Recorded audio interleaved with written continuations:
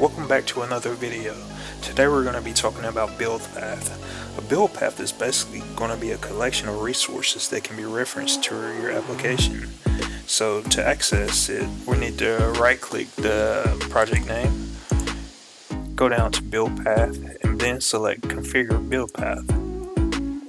Here you will see the name of our main folder, and if we go to libraries, we can choose add library here to add or remove.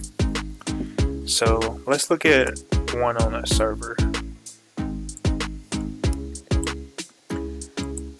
As you can see here, there's a change. The bottom has a server now. As over here, it doesn't. So we need to create a new project, and we're going to call it a dynamic web project. We're going to name it also project starter.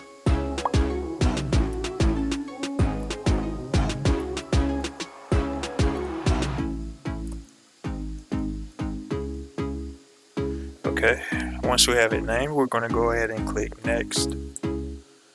Now we are generating a source folder here. So after that, we're going to hit next and then finish.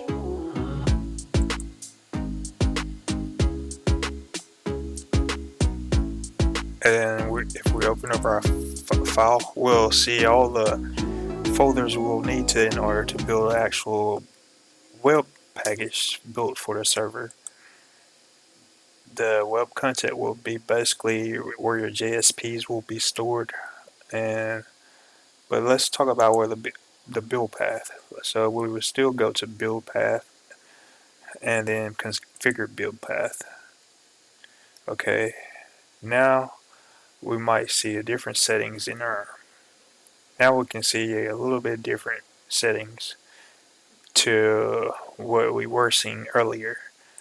If we go to library, we still have this grayed out because we haven't did anything to add anything yet, but we would see like this is where all the libraries would be stored when we get ready to add the JDK and things like that. But that's how you get to your build path.